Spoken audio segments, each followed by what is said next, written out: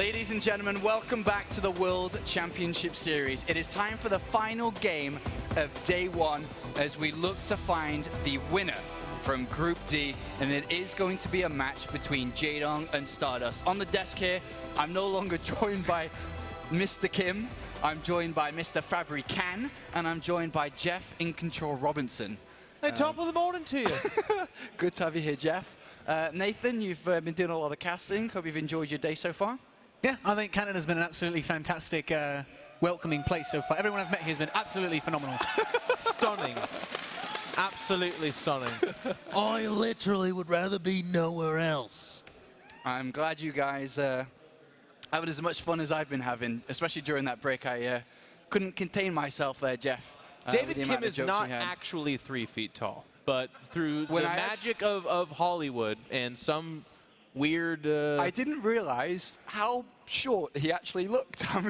I looked at, I saw a tweet. It made it really... in the break. It made it real. Like, Todd's had some pretty strong balance complaints, and I was a little bit worried for David Kim's life. You know, I have this monitor here in front of me that allows me to see what's on screen, but I really didn't use it. I was looking across, and I was like, oh, well, I guess we're going to need a box for you later, too. It's all right. It's all right, I'll manage. Hey, you don't have the same time to get serious, though. It is time for the last match in Group D. And I want to talk a little bit about the matchup with you in a moment. But let's first talk about StarDust.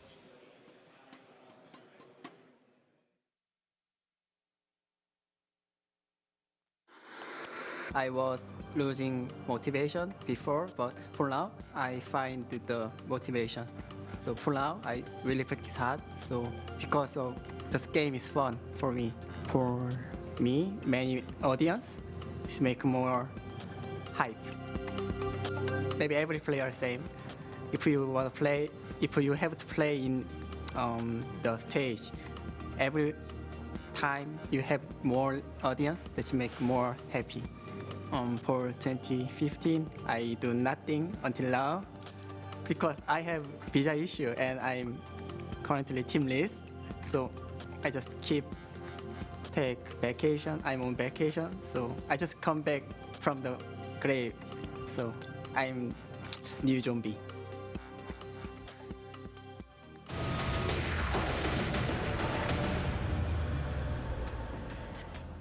StarDust joins us here in Group D on the main stage. He started his day well with a 2-0 easy victory, I was told, over Red. And now he joins us in Group D in the winners match. We can take a closer look at the group to see the 4 players that are being presented here.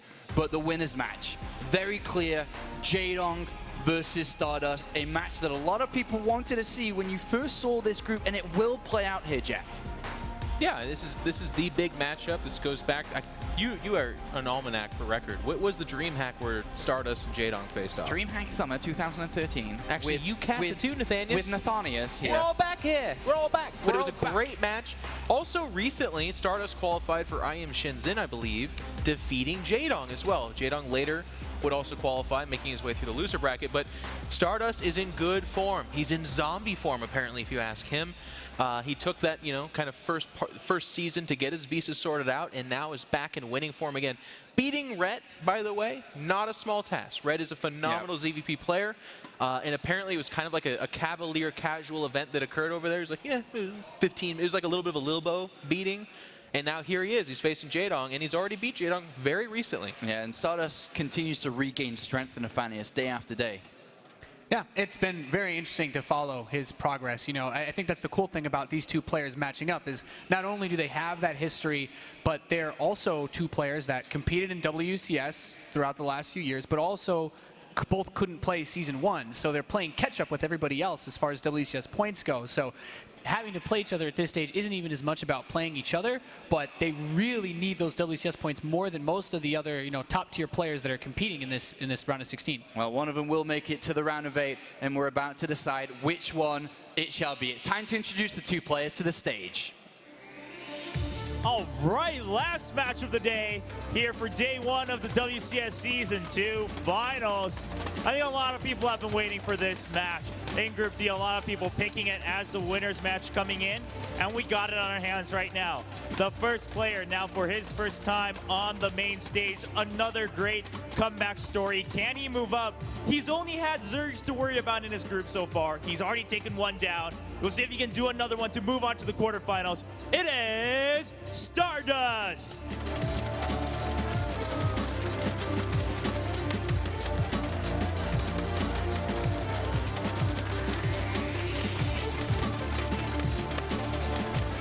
And his opponent coming on to the winner's match after his own win. 10 years of StarCraft under his belt, and he's still hungry for more. It is Jaedong.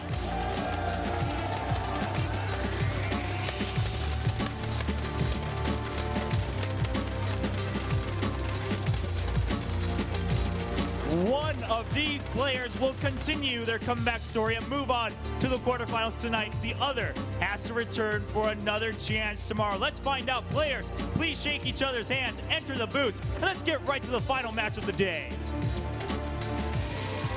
Thank you very much, Chobra. This has been a final in the past. This has been a quarterfinal in the past. And both times it has gone different ways. We zip forward to 2015 here in the middle of the year in the Season 2 Finals live in Toronto, Canada. And these two players face off again in the round of 16 for a place in the top 8. Jeff, I know you are the biggest Jaedong fan in the room.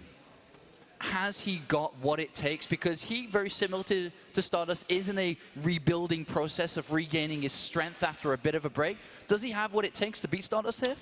Absolutely has what it takes, but this will be a very telling match because we saw a great performance against Betrayus, but that's his comfort swing. That's ZVZ. It's against a foreigner. That's something that I feel Jaedong is almost always going to come out on top there. But StarDust has been a bit of his kryptonite in the past. We've seen some really weird builds from StarDust. He's one of the guys that was doing 2 Forge, double upgrade, Protoss versus Zerg stuff when nobody was doing that.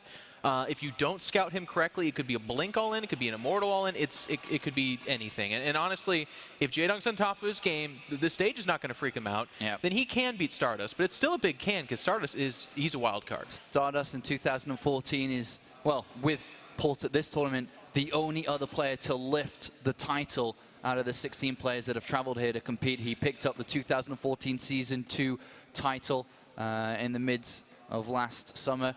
Is he that player today? It's been really interesting following his progress, especially as he's made his comeback this year. You know, when it came to qualifying, Jaedong had a bit of a more swift route getting in. StarDust dropped several series in the qualifiers for WCS to actually make it in to, you know, North American Terran players it was. And, you know, it was in previewing this group. Of course, there were no Terrans for him to have to go up against, but even that shakiness, he dropped a series against QXC in an online qualifier. We really need to see where he stands for the offline performance, but it hasn't been, you know, it hasn't been all rainbows and butterflies for StarDust coming back into the game. Well, who do you think, just briefly here, is the favorite between the two of them coming into this? Is it close? Is it StarDust? I think it's awfully close. I would say of all the matches I've seen today, this is one of the, you could argue probably best for a 50-50%. Like StarDust has won that DreamHack on the big stage against Jaedong with silly builds. And Jaedong has also knocked him down before as well. The most recent result is StarDust 3-1 over Jaedong, by the way, dropping the first game and then winning 3 in a row. We know that that's not exact science, but that's a pretty good indicator that I guess you probably would give the edge to StarDust. Yeah, you think that too? I kind of want to favor Jaedong slightly, mostly because I feel like, you know, he's a guy that's got a good amount of momentum at least, or at least in the games that I've been able to see of his comeback, it's been pretty solid overall. StarDust, I feel, PvZ-wise is going to play solid, but I don't expect anything miraculous. I think Jaedong's just going to have to focus on outplaying him. Like, would you weird. say Jaedong's round of 32 performances was solid? Because Jeff said earlier today that it wasn't so solid. I mean, I'm just telling you that I favor Jaedong more. He beat some really good players. I mean, he had really good series as well. Elke or no, Elfie, excuse me. Elkie, the poker players. Anyways, he beat Elfie, who is also kind of a StarDust-esque Protoss player in that he will bust out some crazy stuff and micro his way out of it with really low APM. And then on the flip side, he also survived Gung Fu Banda, who was able to have the gumption to go with a proxy 2-gate all-in Game 3 against Jaedong. And that's, that's pretty amazing. It takes a special player to do that, but it takes an even more special player to remain calm and win that situation. That's what Jaedong did. So I feel like I said, it's a pretty cool situation where it's 50-50. I really do. All right, well, here is, of course, Jaedong fighting. Yeah. For a chance to play in the quarterfinals. So far, so good in 2015. 4-0 as he continues his 100% win rate. This is, of course, only this season in 2015. Do remember that. But he's looking okay. He is getting better, and he believes in himself, and he always has believed in himself, no matter what his true skill level is. But he goes up against a player that is capable of anything. It's the best way to describe him. He could do anything. He could put his thumbs down into the camera if he wants to, Nathanius. But there is nothing he can't do. Yeah. He means StarDust has been a guy to make miracles happen before. I mean, he's some of the greatest games of StarCraft, that I can remember at least commentating at big events like this have been from him, and I guess Jaedong as well. So it's kind of poetic you to bring that up earlier, Jeff. And it's an important victory for both. Quite outside the top 16 currently. Jaedong mid-30s, his opponent mid-50s. Big wins needed here to gain those points. Here are the vetoes: Coda, Iron Fortress, and Expedition loss. Jeff, as a Protoss player, what stands out? Well, we got StarDust pick. He's going to get the first map, and that's Coda. And we've seen quite a bit of this. A lot of the pro gamers like those 1v1 maps where they know where their opponent's at, because it eliminates a lot of the randomness factors. So for StarDust to go for this, he's saying, okay, I could take a third base on this map. That's not completely unreasonable. Or I could do a 2-base timing attack, because that third base is going to be the linchpin place. Look for Jaedong to either secure that to make his game safe, or for StarDust to say, this is going to be the series, Jaedong. I'm taking third bases, or I'm attacking you with 2. All right, thank you very much, gentlemen. It's time to get into the game. Let's load into this. Let's head over to the commentary team. Final series of the night here as the champion, the previous champion here of WCS in 2014, goes up against the Tyrant to fight out for that spot in the round of 8. Both of them have been on hiatus in Season 1, but now they're here in Season 2, looking to propel themselves forwards. And we are already in to the first game here, Todd. Let's get into it. Let's indeed, as we have spawning up to the top left-hand corner. It is our blue Protoss. It is StarDust.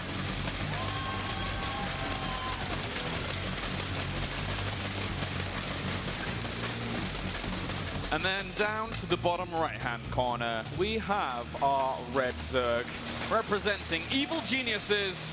It is Jaedong.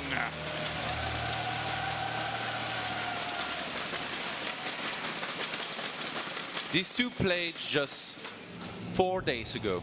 Wow. It was for a qualifier online. They fully knew that they were probably going to have to play each other here in this group. So can't read too much into that. I think back then it was StarDust that was able to win 3-1. But I think one of the things that we're going to have to keep in mind here in this series is the way StarDust has been playing against Zerg. Because against Red earlier, on this very map, he went for a gateway, then straight into a Nexus, and he scouted early enough that he was being attacked to be able to defend against it. But in this game, he's going to see the proxy hatchery not that early, not immediately, but on time to start defending against it, which I fully expect seeing a second pylon going down, Zealots being chrono boosted out. He's not going to pull any probes. Jaedong already with a very, very bold move here in the first game, saying, I'm going to delay your Nexus because, well, I know that you're going to go for a Nexus early on. Jaedong channeling the spirit of his round of 32 opponents in Elfie and Hass, and just looking for the trickery. And StarDust, look at this. Double gas here. He's going for the double assimilator. Definitely could be something crazy here, like a Stargate on one base into like a Nexus later on. With StarDust, you can never really know. That's the thing. That's what makes it so hard to basically play against him and counter him properly. So Jaedong behind his double hatchery before a pull. But look at it, the probe is going to scout him now. And StarDust, I think he's going to be able to read into this properly and figure out what he's up against. Well, spawning pool has gone down as well here. Once that hatchery's actually died off, those Zealots are going to want to march across the map straight away. Third one is in production as well here. This probe has been able to see the fact that there wasn't probably a spawning pool down just yet, and maybe even the production of it. I love the overlord here of Jaedong scouting the double assimilator, even seeing the timing here on the Cybercore. He's gonna need to choose where he places his overlords to go for the scout later on, because where he places them right now is very important. They're gonna come from that angle to try and check exactly what tech Stardust gonna go for. And I mean, Stardust is gonna go for some kind of tech here because he's mining a lot of gas. I mean, even when he cleans that up, he's still got to wait for the creep to recede. Those little lava are a bit annoying in the positions that they're in as well. So the probe is going to head on down there and try and get that going eventually, throwing down the pylon to start things off. But Stalker has been... Oh, he starts links! He starts links on the natural. Jaedong knows that the Zealots are marching across the map, and right now this is a brilliant decision. Even the Stalker is moving across the map. The probe's going to head in once again here, trying to get a good read on what's actually going on. He sees a few eggs there, but for now he will see the extent of the fact that that is finished. There's the gas as well here. The units have to be very, very careful about moving so far forwards. Oh, he's trying to block it with the probe, but that's not going to be enough. Oh, he didn't start the pylon! He didn't start the pylon! He gets right on in there. Stalker actually ends up popping, but at the same time, I think this pylon can actually die before the Stalkers even do the damage they need to. Yeah, he's going to die. He is going to die. Warp Tech is gone. He has no production right now. He has no production. These three Zealots going to have to do quite a lot on the other side of the map here. Probes actually once again got pulled off the line. He's supply blocked as well. Yeah, behind this, Jaedong's trying to get a surround on that Stalker here. Not going to quite get it, but for now he's just massing on links, and soon he's gonna have enough to surround this army and kill it. Look at this. He's getting more links. He has speed on the way. This could get dangerous for Stardust here. Oh, he's going to grab the Zealots. He gets those to start things off. Picking those off is going to be great. That Stalker has no more reinforcement for it to deal with. And of course, he did scout out that gas in the main base, so he's got to be wary. Very, very wary about the possibility of speed approaching. I think Jaedong, he needs to start droning up here. He's only on 20 drones against 25 probes. So even though he has, the double hatchery, he's not using, that production capability here just yet. He starts 10 more links. Wow. Speed's halfway through done, so he's going to commit to a lot of aggression here. And look at this, the wall's going to go down here very quickly for Stardust. If he can get in before, though, I don't think that's going to happen. That Stalker's going to be able to wall things off with the extra little building that gets plugged on in there. It's so funny. I expected Stardust to be the one to come in here with a little bit of trickery, but at the start of this, Jaedong is totally bringing the fight to him, totally turning this on his head. Yeah, and behind this, I really like that he identified early enough that this just wasn't going to work. Starts droning up, he's catching up. 27 walkers to 27 here right now. Dropping down a single evolution chamber here for now by Jaedong. But of course, those worker numbers are very even, but how much does the third base chip for Jaedong being down as it stands, how much of that is an influence here against what Stardust is doing? The thing is, he has such a huge production capability. As soon as Jaedong reaches like 50 plus drones, his production is going to be ridiculous. Having 3 queens across 3 hatcheries and not missing a beat with the injects, he's just going to completely outproduce Stardust. The thing is, he didn't get to do that early enough. He's going for some carapace upgrades here out of his evolution chamber, whereas we have +1 out of Stardust, in which case, if you get the +1, Zealots, instead of 2-shotting links, they 3-shot them with the +1 carapace. So do you feel that Jaedong is anticipating a gateway follow-up here from Stardust? He saw the Forge, and he knows that having, backed Stardust into a defensive posture, at least for now, he knows that there is a huge possibility for Stardust to go for a gateway attack, even though he's going for a third Nexus. That really doesn't mean anything here just yet. Well, yeah, you're right. He's not fully saturated, or perfectly at least on these 2 bases. Oh, he can get a cancel at the moment. I think he's going to get a cancel. Yeah, that's so many links. He should be able to do that, and that's going to put a little bit of a problem in the way of Stardust here, as Jaedong does very, very well with that, and will just fall on back momentarily. There's another pro moving out towards that third base to try and establish that position, but behind this, Roachwarren is going down here, Todd. Lair is on the way here as well. Jaedong, he's read this beautifully. I don't think he can get another cancel, but he's still going to do the dance here a little bit around, keeping Stardust a little bit worried.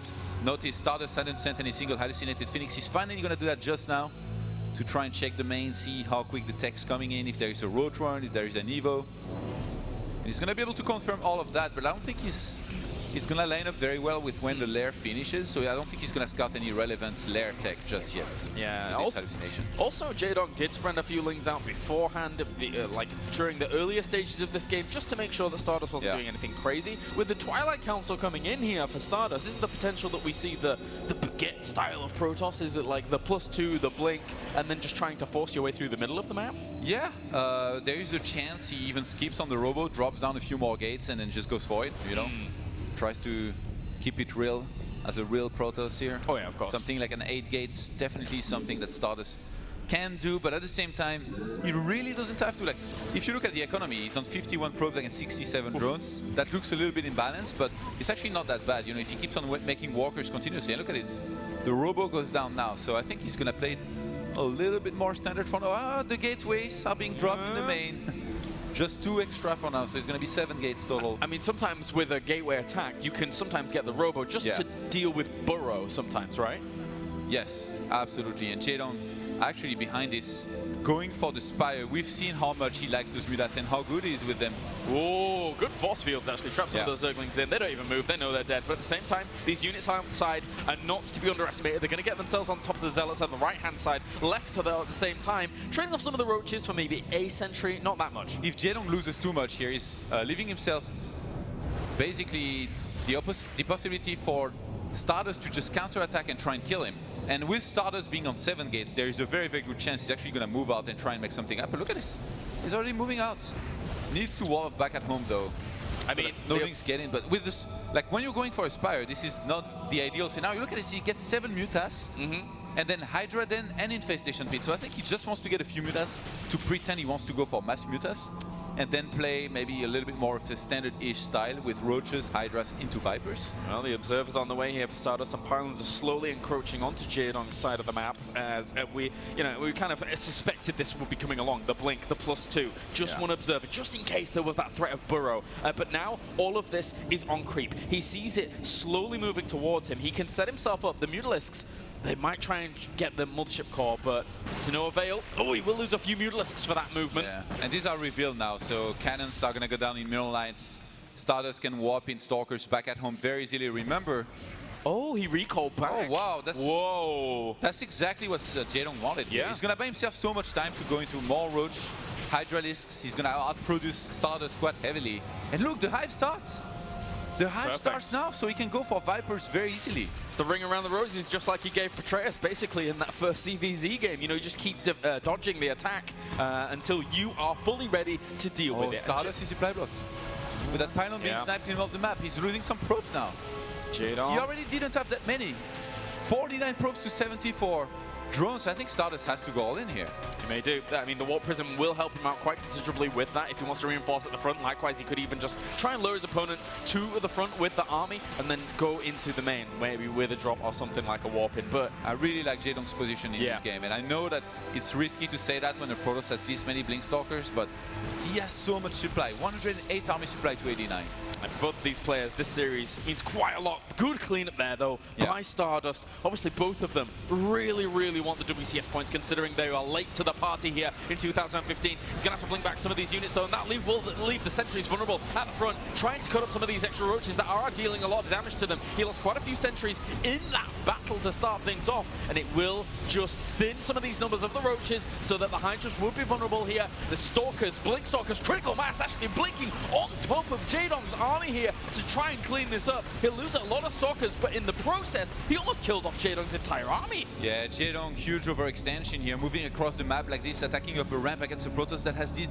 He had this many sentries. You can't really do that, and now, I mean, StarDust, surely, he's just going to go for the counter-attack and try and finish it. Behind it still, though, getting an Immortal, getting ground armor level 1, 2 Vipers in production.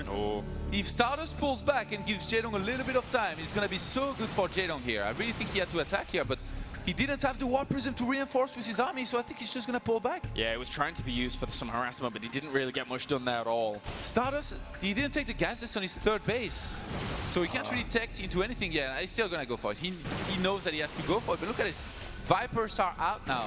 Yep, Roach Hydra Viper with those blinding clouds is really going to cause him a lot of problems. Of course, he would like to ideally blink out of those blinding clouds to actually find himself in a better advantage point. He's actually just going to blink straight up.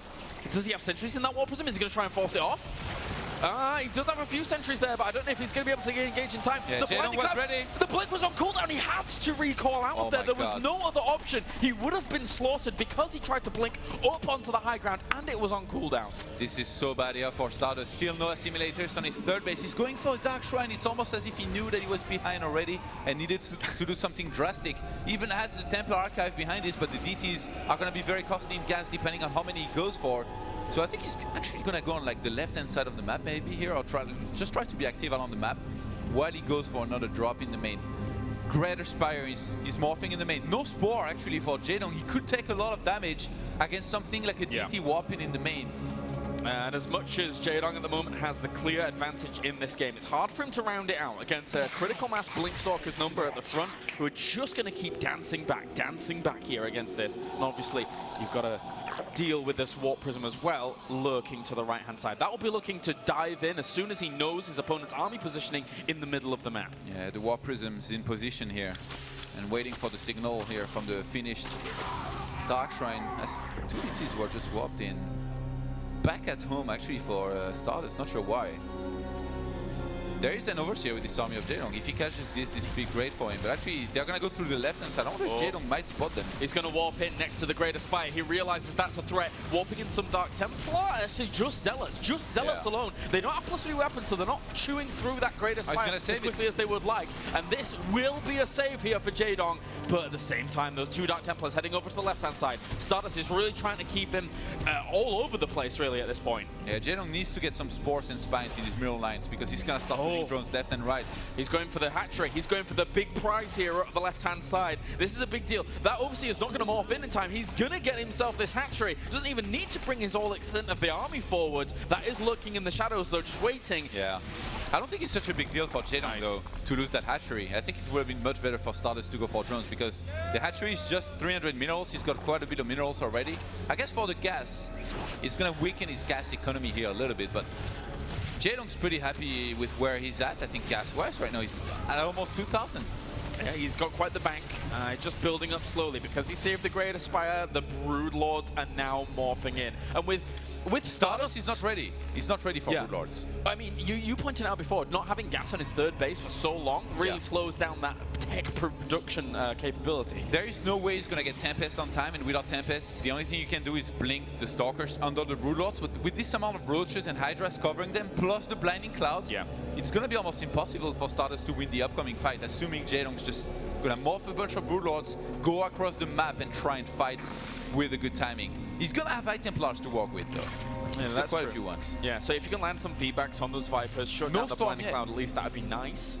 No Storm yet, Kalos. He's going to have to Chrono Boost that out, man. He's going to have to very quickly get that. Also, he's starting +1 weapons for his air when he doesn't really have much air. Mothership Core, man. Yeah, of course, of course.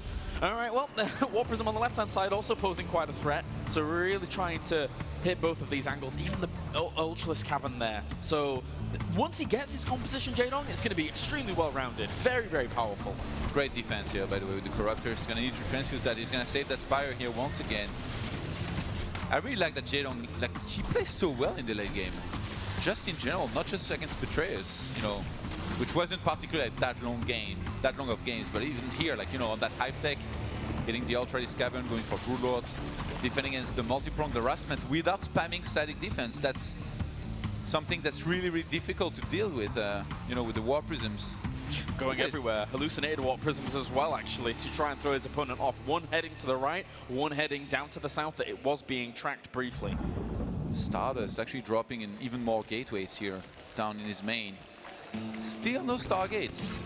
He's gonna add on a second Robo, and a Robo Bear is natural. Oh, he lured his opponent's army out of position with that Warp Prism, and now he's gonna look to threaten the fourth again. But the static defense, the Roaches that are extra there, should be totally fine. This is risky here for StarDust, because if the Mothership gets, the Mothership Core gets abducted and sniped, his army can't escape, and he's gonna lose pretty much everything instantly. So he has to pull back before that can even happen. And Jaedong, with the 5th base here about to finish, I still think he's in a great position, but he's definitely given a lot of time to StarDust to try and adjust here to what's happening. This army that we're seeing here from StarDust doesn't quite have the AoE capabilities he really wants against the army the Brood Lords against just yet.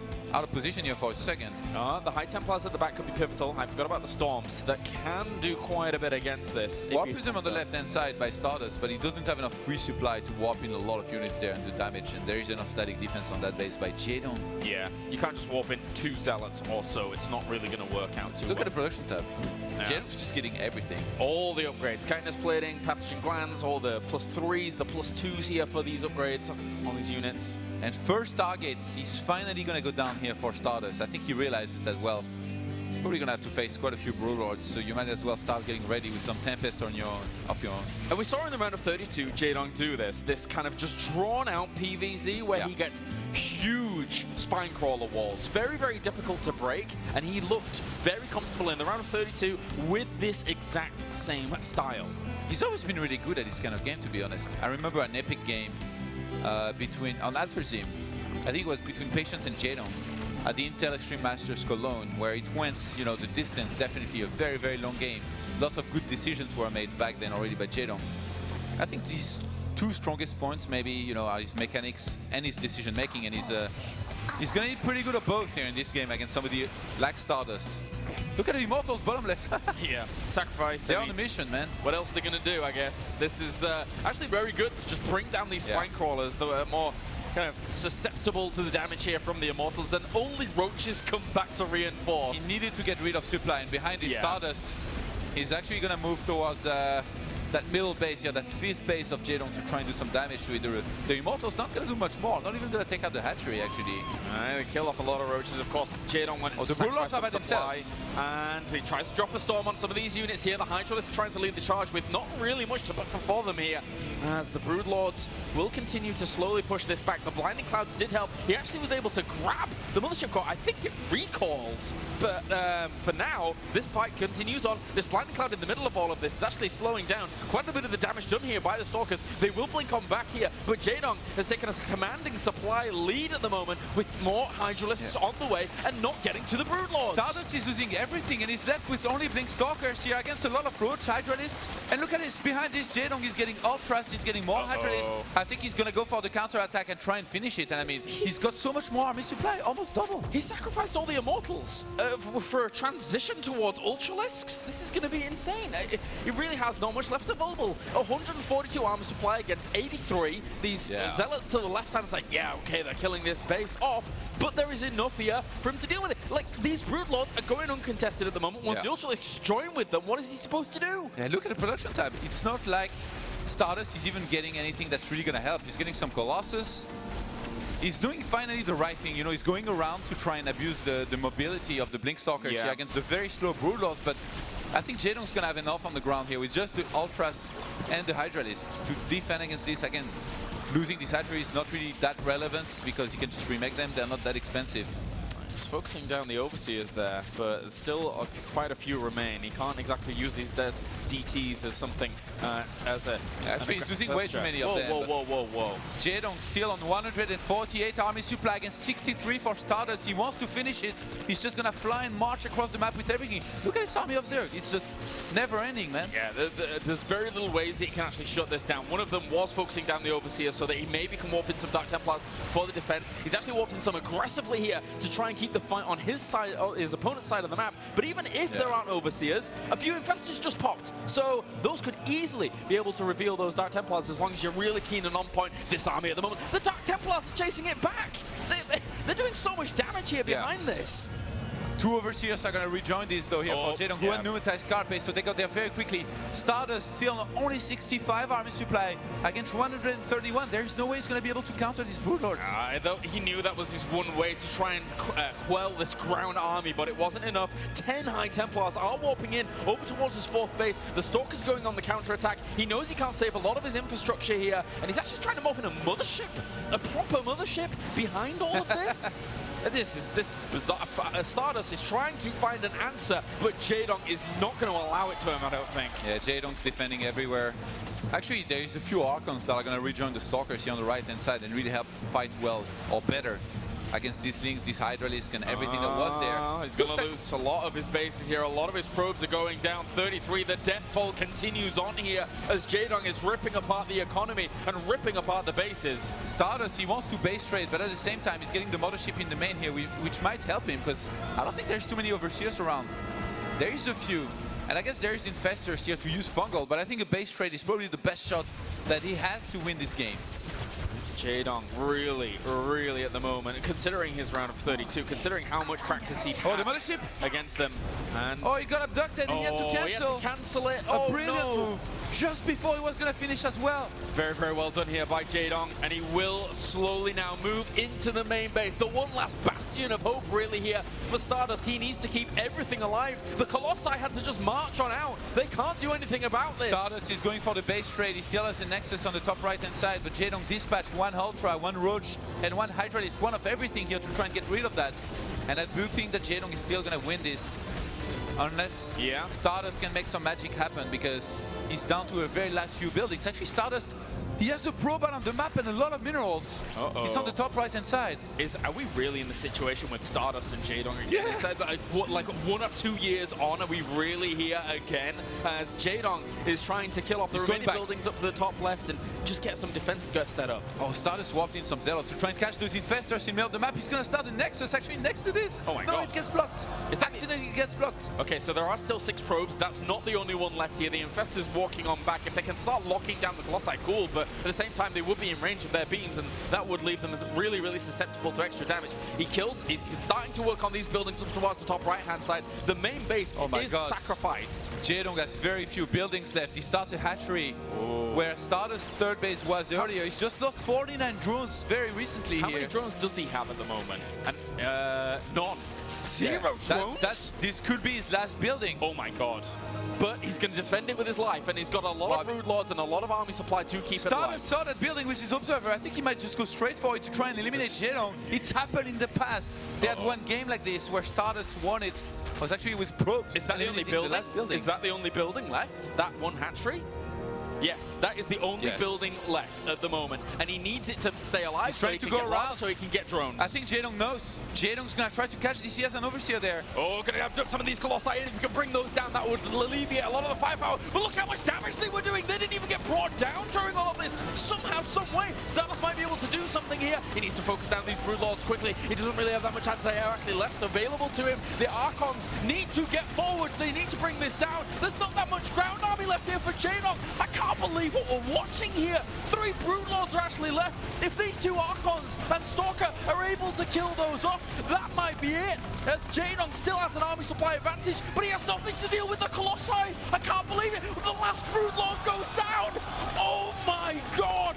Game number 1 here. The Ultras, where were they during all of this? They're in the main trying to eliminate StarDust, but he's got a base on the bottom left-hand side, so he's going to come down to these last few units. He's going to kill off the fast infestors. That one more Brood Lord. These 2 Ultras. Can they do it here for Jaedong? The army supply technically is in favor of StarDust. He might gross back. He kills off the Ultra, but the Brood Lord, will it kill them in time before the hatchery falls? I don't think so, and it's gone.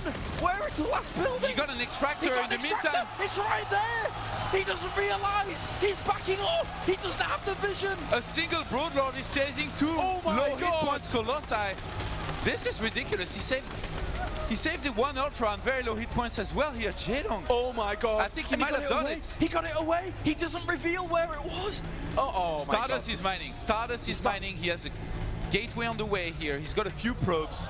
This is not over, guys. Oh my God. These 2 Colossi now, they know where the extractor is. They don't know where the hatchery is. There is yet another drone here for him. And the Jaedong is potential spreading to start overlocks everywhere. He wants to see what's up. Yeah, this can't be denied. It's just 2 Colossi. I mean, how is he going to kill 2 Colossi and eliminate StarDust, though? That's going to be really hard, assuming StarDust doesn't just run in there and lose his Colossi. And he can't really keep either... Well, I guess he's going to keep the 1 Brood Lord in defense and maybe send the Ultra across the map, but that's really risky. I think StarDust... I think he's got this, really. Like, unbelievable. It's going to be really tough for Jaedong to make this work. It's going to take some mistakes. Unbelievable. These 2 Colossi currently on the march. This 1 Overlord will hang out with these guys for a little while and just make sure that against their will. Yeah, against their will, that's for sure. So what units does Jaedong have at the moment at all? 1 Brood Lord? Yeah. It's just the one Brood Lord, one he Ultra, finds the and base. 2 drones. He finds the base, and StarDust now I can think walk right now in Stalkers. Jaedong is the one that needs to make something happen. I don't think he can go into a regular game from here. He has a single drone, no minerals to start another one. He can warp in Stalkers. This is just perfect here for StarDust. Oh, he actually got 2 drones, I'm sorry. It's not just one. Well, he's gonna go across the map with the Ultra here, I think fully knowing that these Colossi are on the map. StarDust swapped in the first Stalker. He warps for 3 more. He needs to sniff out that base up towards the top. I don't think he's seen it, right? Has he seen the hatchery? Just for, okay, so he doesn't know where the hatchery is. Yeah, but he knows he's probably there, I think, right now. The Ultra is going to walk into this mineral line. And Mothership's going to come out and say, no, no, no. Don't touch my babies. Get away from them! Get away from them! As the Ultra will end up running away. I don't think it could have even got behind the mineral. StarDust! Oh my god! GG! What a game here to start things off in this best of 3. Unbelievable what we just saw. The craziness. And Jaedong is not happy with that one. He had that game by the horns here. And StarDust stole it away from him. What a game. What a game. It's not the first time we've seen these two go for a base trade, and that one was pretty epic, I have to say. I didn't know who was going to win. I thought it was kind of clear at times who was ahead, but then next thing you know, you got more buildings coming down. That fight, Jaedong went for it too eagerly. If he stayed behind with his army earlier, didn't lose that many festers so fast. He also had ultras in the main that were attacking the buildings. If he had had those ultras there, I think he crushes this army and he just wins. Like, yes. Following this, I think he underestimated this army of here. I think so.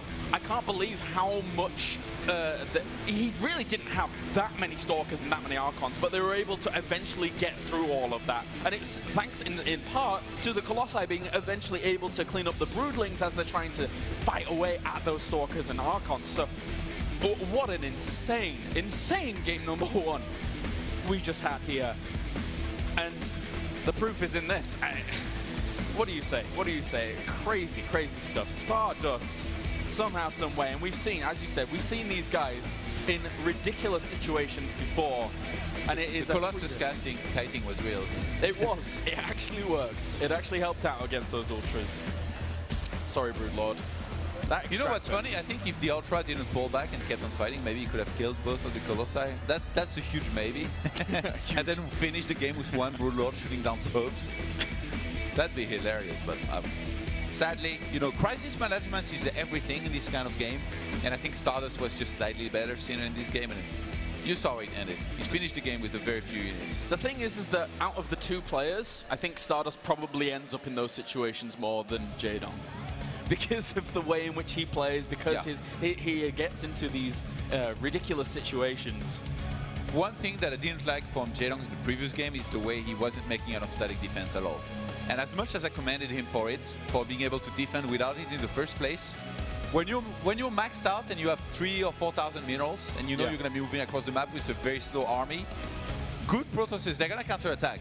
We saw Zealots take down hatcheries, on bottom left-hand side, and at the third base of Jaedong, really slowing down his economy, and at the same time, kind of setting StarDust up very well for the base trade that was going to happen later on.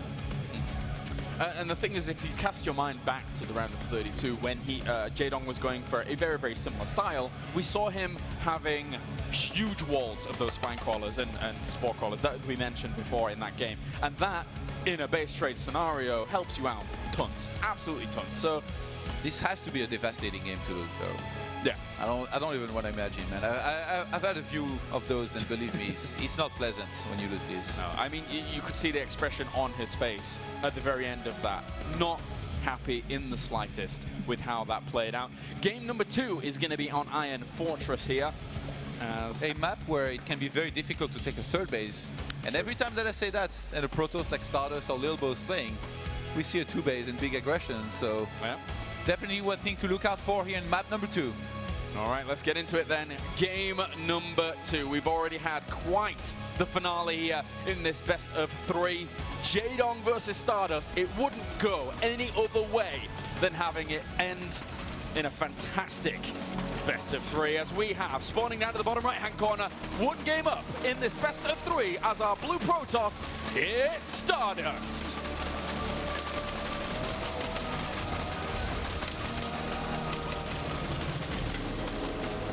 And unless this man is able to do something here in this game, it will be the last one of the night. As we have to the left, it is EG's Jaedong.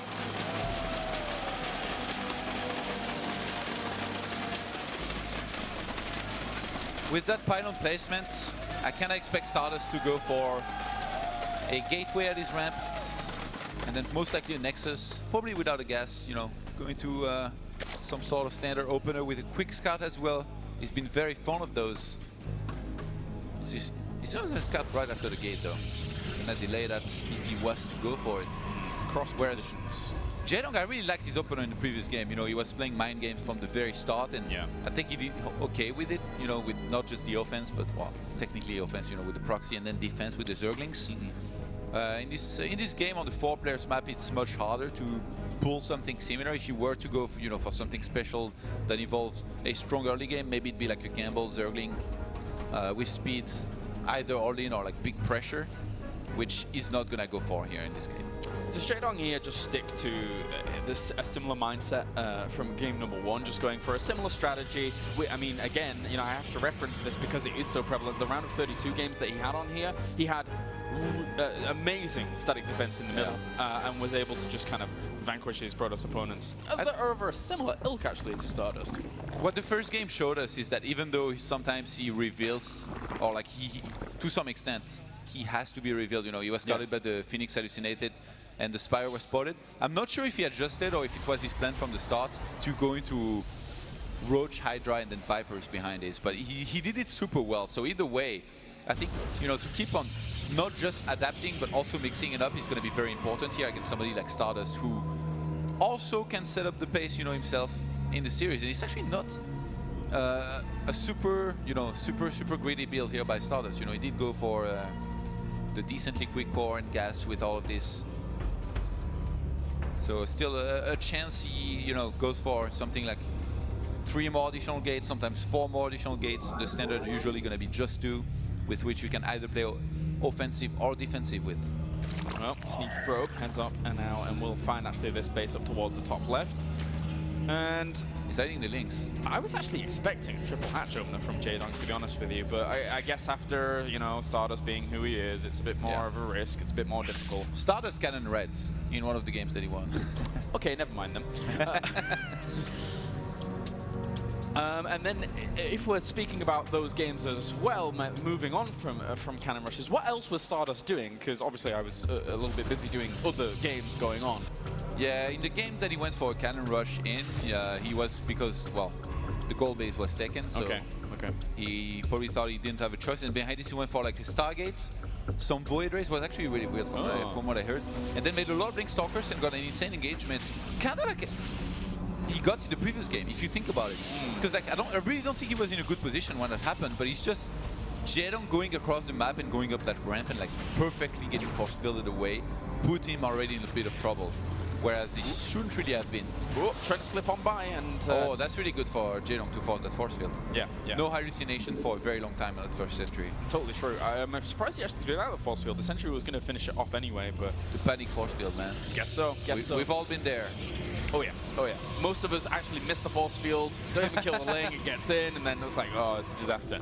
But anyway, so full wall off here at the moment for Jaedong pretty much, as he's just kind of making sure that nothing is going to encroach too easily onto his territory with the Roach Wine and the Evolution Chamber. Extra gas is being taken, going up to 3 at the moment. It's interesting to see StarDust play with such a quick forge like this in his main and the +1. I'm wondering whether he wants to go for a gateway aggression with or without Blink, or just take a 3rd base instead, and then play with Blink usually. Because, I mean, you open +1, you don't go +1 into double Stargate Void Race, obviously. Jaedong has to be careful here. Unless your name is against SOS, of course. Oh, yeah, of course. SOS. He does what he does. Jaedong's got to be careful here against StarDust because, you know, you don't want to have those flashbacks back to 2013 where StarDust pretty much actually made his name off Jaedong. Let's be honest. StarDust made his name off Jaedong. That doesn't sound very good for Well, being able to defeat him in that finals and the way he did, it's certainly true. And Jaedong, at the same time, does not want it to go that way. He is looking to kickstart his WCS campaign here and getting a first place. Oh, really like the overseer. Sorry, continue. That's fine. That's fine. I really like it now because it's about the time where Protoss really gonna start throwing down his tech, and then he's gonna spot the Twilight here. Oh, gets cancelled. Ooh. StarDust is actually, you're not even really supposed to cancel here. And it starts. And he drops down the Twilight again in the Robo. Oh, StarDust. It's like, there is no real point to cancel it like this unless you want your opponent to really worry about it. Yeah, yeah. So I think he wanted maybe Jaedong to step into the vision and then see the Twilight being cancelled and think like, oh god, like, is he getting like a lot of gateways and he's gonna attack me? Should I be worried? Well, that certainly might be the case soon. If you look at the work count, actually, it's 53 probes against 47 drones. StarDust pulling very far ahead economically. He's such a cheesy player. He's working to his image, man. But then he cancelled the third base. Yeah, I mean, he had to for now, which I don't think he particularly minds. +2 blink is on the way. The Robo's going to line up with it. He will have an observer if he wants to. He could try and put some pressure on across the other side of the map. He's freeing up a lot of supply right now with those pylons, and there's one up to the top as well. What is this pylon for? Gateways, Dark Shrine. No, he's actually dropping gateways in his main, so I'm taking Dark Shrine here right now. Just keeping his opponent. I think, really especially since Jaedong already scouted with an Overseer, usually a Zerg that scouts with an Overseer like this will always do it again. Look at this. He's flying in there again, gonna get chased away. Ooh. One more shot, and bye-bye probe. At least he was able to scout that one out. Oh, Roach! Where are you going, Roach? What's your path? What's your path? It's not far enough. Uh-oh. Some crazy game sense here if Jaedong wants to find something. I mean, it's just one pylon here for now. I think StarDust definitely must have been contemplating adding on a Dark Shrine here, but didn't go for it. Jaedong. That's a massive tell that something's up there. Yep. Where did you come from, Probe? We'll try and run on away. The Infestation Pit has been added on here for Jaedong. He wants to transition onto his usual go-to now at the moment in this matchup, which seems to be Brood Lords. Yeah. StarDust actually missed the Hydra then, as well as the Infestation Pit, so wondering what he's thinking here. He never really sniffed out that pylon up towards the top, interestingly enough. Of course, at the same time, StarDust doesn't really know much about what Jaedong is up to on the other side. Come on, let's be honest, this pylon is useless. StarDust only made it to like kind of tease us commentators and audience. I guess so. He's like, I'm gonna give you guys something to talk about. And he finds himself a Burrowed Roach. Where's Jaedong going? Is he preparing for like some kind of counter attack to buy time once again? He's done that a lot, but kind of looks like it. This army of StarDust is pretty big, man. Lots of Blink Stalkers, some sentries, force fields available. His +2 weapons has just finished up here for StarDust. He's actually added on Immortals into this composition, so it's pretty strong here, despite him having a third base behind this. Just looking to really put Jaedong on the defensive, and this is allowing him to establish that third base pretty easily, despite it being quite slightly delayed. If he could get Vipers again here, I think he'd do great against this army here. The Warp Prism. Oh, you can't chase too far, Jaedong. Don't get off creep. You're going to get force fielded. Oh, really wanted that Mothership core, but the wall of force fields will deny him. And also, actually, this has opened up good access here for StarDust to just walk up this ramp because of the positioning. Already took a lot of damage. He needs to be careful here. Oh, he still has a few force fields available, but not many more left over. He's going to be trapped in here. Oh, he needs to recall. Needs to recall out. He will be able to escape. And behind this, +3 is on the way here for StarDust. He's going to start saturating that third base very, very late. Jaedong just got his fourth base himself, so with the Hive about to finish, I don't think he needs to attack right now with the Roach Hydras that he has. And I think on this map, if you get Vipers and you fight in that open space, it's going to be so hard for the pros to force field and win the fight. Jaedong in a fantastic position once again, but in previous game, remember, he played way too passive and really let StarDust come back in it, well, to some extent. I guess he took a base trade in the end still. Yeah. This army is pretty strong, though, that he has here. Doesn't really have that many force fields. He had to expend all those force fields on the aggressive move that he had on the other side of the map. The Mothership Core has already fallen. Not much more space control. One immortal at the front does fall. Second one actually died off as well now. And there's only one left here. Roaches and Hydras buffering up against this. There's not that many Stalkers left. If you can get onto the immortal, maybe bring that down and then reinforce behind this, that would be fantastic. And he does get it. Good focus fire there by Jaedong. Has to retreat on out, but those Hydras have a bit of a hard time against those Stalkers to get away. Yeah, he lost a lot. I don't think he was such a good attack, but he traded well enough at the same time that I think he's going to be able to finish it no matter what with the next wave if he goes for Roach, Hydra, and Vipers. But right now he's droning up a little bit more. Jaedong here, even though he's getting chased, wants to saturate that forward base here at least a minimum.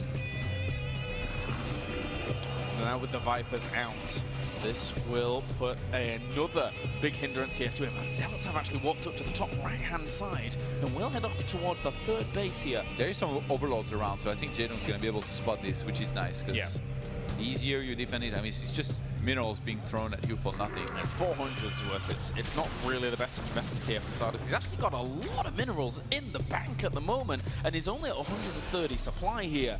So with the 7 gateways, technically he can get those warp-ins churning out.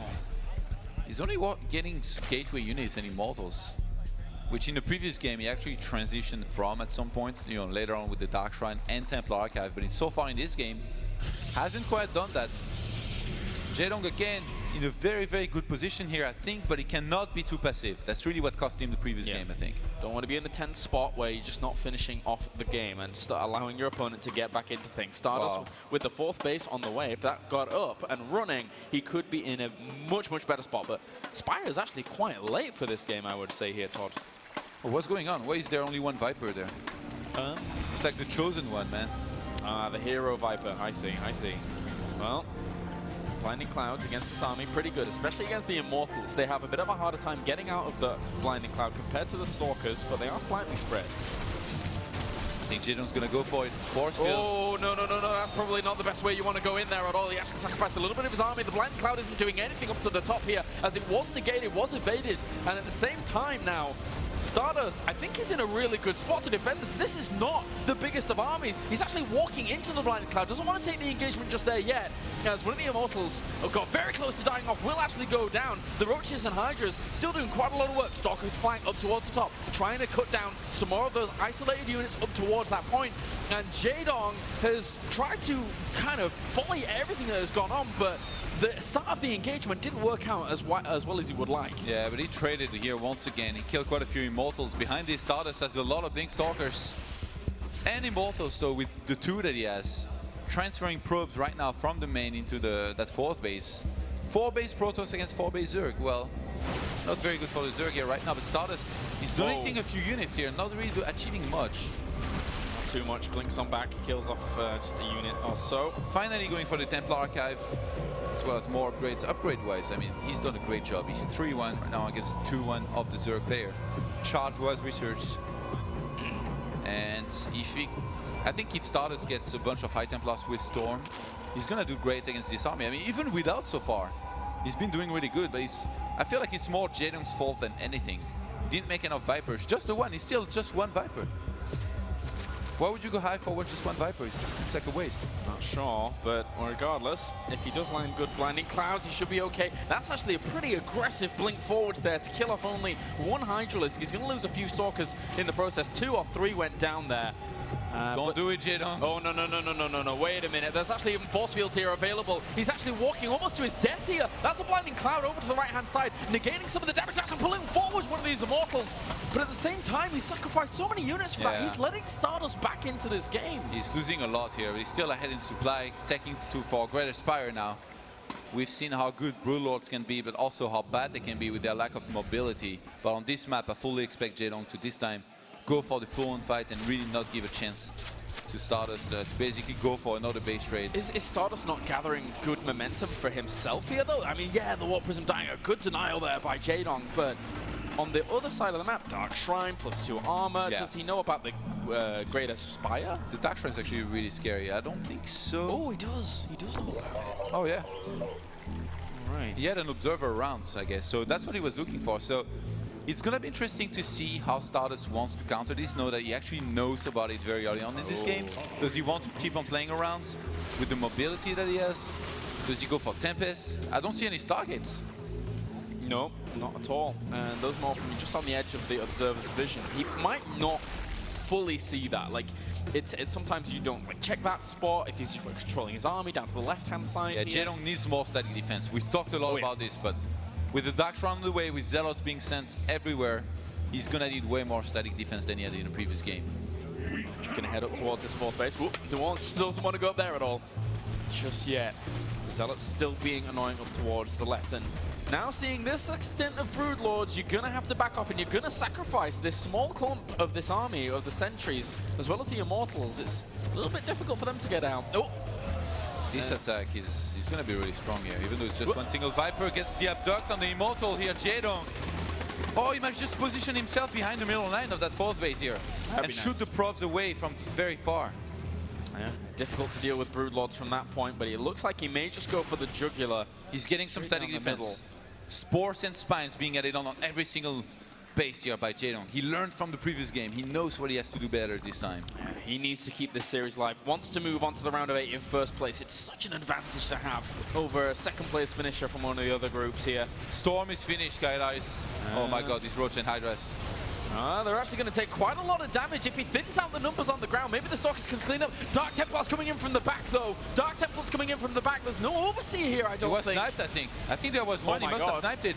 If he kills off all of the ground army, how are the Broodlords supposed to escape? Here's the blink forwards. Going to focus down these Broodlords. 3 fall rapidly here, and there's plenty of Stalkers left over. Jaedong walks to his death with the rest of this army. 31 Hydras in production. Roach is going for a counter-attack over to this third base, trying to ravage as much of this small economy line as you possibly can. He's killed 21 workers at the moment, but it now might be time for the Stalkers to enter the fray over to the fourth base. The Zealot's going to be on the third base. Jaedong has to react quickly. I think he should evacuate that base. I don't think he has enough just yet to fight, or at least he's going to have to pull some drones. Right now, Jaedong is on 60 workers against 53. He surrounds this army with a few roaches, but pulls back with some of them in the Hydras. Stalkers still not really rivaled too much by the thinning numbers. There's a Zealot warp and he could target down that Greater Spire, and from there on there's actually not that many units to actually reinforce against that. What is he going to go for in here? Roach is going back for the defense. Roaches and Hydras at the front pushing this away, as these ones really didn't do too much. So many drones died. So many drones died. The third base was evacuated as well here on the right-hand side. Now he finally sent back the drones there, but 21 drones just died. Oh my god, StarDust, is he actually going to do this? Another round of... Oh, a great set of force fields as well, sealing that force out. And he needs a few more good force fields. One would say he doesn't have recall. He snipes out the sentry before he can even get away. Thankfully for him, it's almost all Blink Stalkers. Oh, Jaedong can trap him. He can trap him. He's going to go around and try to leave him in this corner of the map. Maybe go for a full surround, or even he can go for the base, I think, here of StarDust. I think Jaedong, he still has a pretty good shot at winning this. I mean, it's a lot of High Templars, but he has a lot of Roach, Hydra, and Snow Colossus. High Templars? 8. Yeah, gathering that's up energy a lot, slowly. They're all around natural. Yeah. And not Jaedong's gonna need to dance, man. I know he's a fitness guy, like King Control said, but he's gonna take some serious dancing skill to avoid all of these storms. Some proper footwork right there. And of course, you got to also remember, if a lot of the Overseers die, you could even see some Dark Templars mixed into that. So he's got to be careful about how he's doing that. He sends one Roach up. He sees 8 High Templars gathering energy with Stalkers on the other side of the map. He's trying to catch these units here. If he can get a lot of these Stalkers, I think it'd be great for Jaedong. There's a Storm at the front. These Stalkers at the back just going to have to keep on dancing.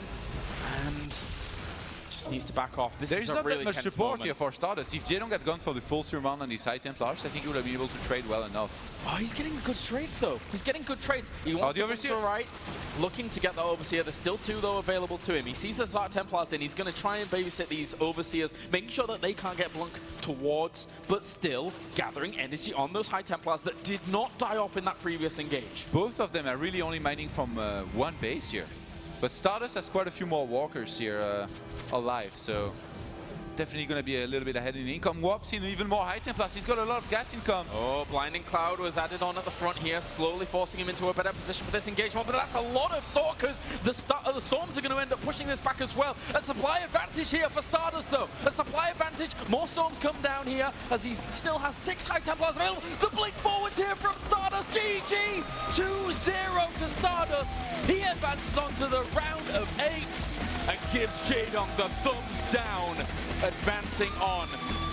Amazing, amazing series there from StarDust.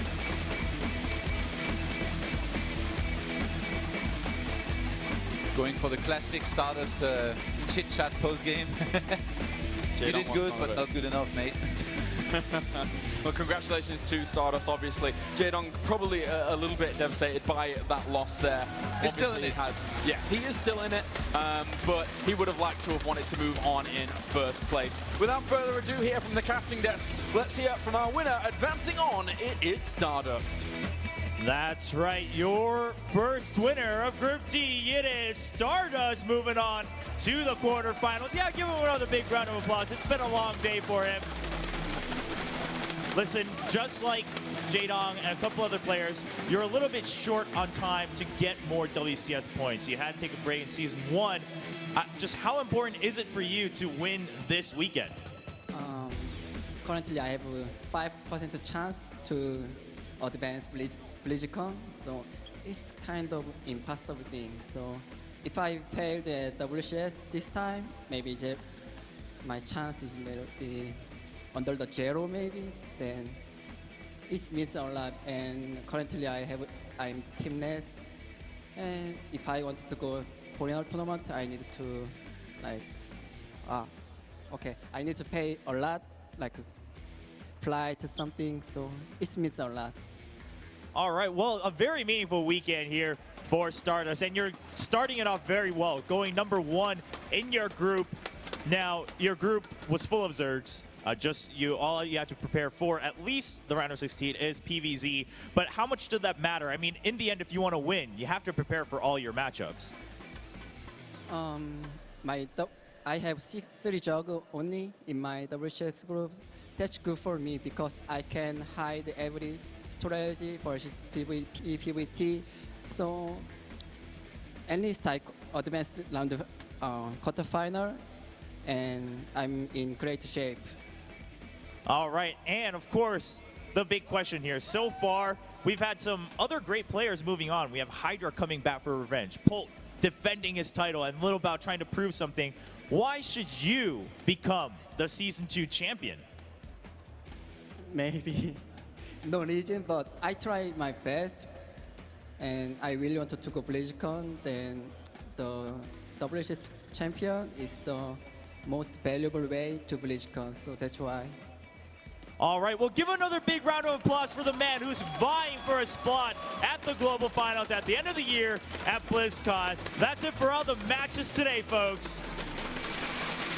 StarDust joins the top 8, which means we have 4 players now that are ready to play on Sunday. They also have the luxury of the break tomorrow, while the other players have to fight for their lives in the tournament. Tomorrow we'll be going through all the loser matches and, of course, the decider matches. It's been a great day, though. Before we talk about the day, I do want to bring up the bracket one last time here for Group D to show you exactly where we are and what to expect from Group D tomorrow. We have StarDust in first place. Jaedong moves down to the decider match, which, if I'm not mistaken, is going to be the very last game of tomorrow evening. So do make sure you're around for that one, of course, as well as the rest of the day. Rhett and Petraeus must fight for elimination right before that. Joined up here on the desk once again by In Control and Pig. A great start to the Season 2 finals. We've had an expected day, but it's been a very fun day, especially that last series was one to remember. It was really back and forth and was a really entertaining series, Jeff. Yeah, absolutely. What a way to end the day. I mean, Jaedong, again, is a big fan favorite, but StarDust will just refuse to die. I mean, game 1, I was like, I was being pretty arrogant. I was back there like, all right, get out of the game. Oh, he's warping in 6 Templar to make Archons. What is that going to do? And then just just that classic base trade. Again, you know, we kind of cited this a few times, but I think back to a couple of those wins in that infamous series at that DreamHack where StarDust again upset Jaedong with some amazing base trades. These guys do not disappoint, but I love hearing, you know, Zombie Stardust say, I'm excited. I've hid my builds, and he is a guy, by the way, who's got builds that when he says he's hid them, I believe them to be clever. Yeah, they're hidden clever builds. I believe it. Pig, you joined us for the round of 32 on the commentary team and also the expert desk there with myself in Germany. You've traveled over here to Toronto. We've had a great starting day. What really stood out for you, though? I think it was a really great day. There were some series where we expected it to happen the way it did, but there was also upsets going through Banda, taking out 4GG early on. We, of course, had Igaz steamrolling his way through TLO a bit later on in the day, and I think tomorrow's really where we get down to the nitty-gritty. With those losers matches, those decider matches, that's where you get players fighting for their lives, and things start to get really, really messy. Tomorrow is going to be bloody. We're going to see some players eliminated, and it's going to be amazing. Every single match is going to be super important. We play the loser match from Group A, or the lower bracket match from Group A, should I say, into the decider match, Group B, lower bracket decider, Group C, lower bracket decider, and it continues all the way through until we find the 8 players that will play on Sunday for the championship. So I hope you've enjoyed your day here together.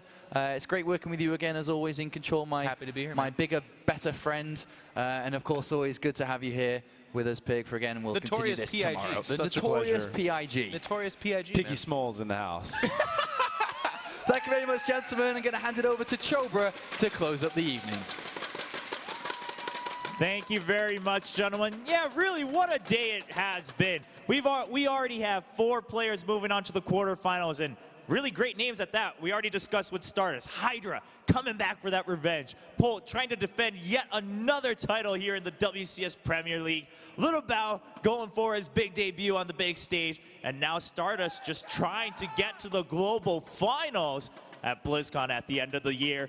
But as the guys just mentioned, it's not over yet. Tomorrow, the losers match, and then the final match of each group. We start sending people home. Fates will be decided tomorrow. It starts at the same time, ladies and gentlemen, noon EDT. So set your clocks, set your alarms from all around the world, and tune in for more WCS Season 2 Finals.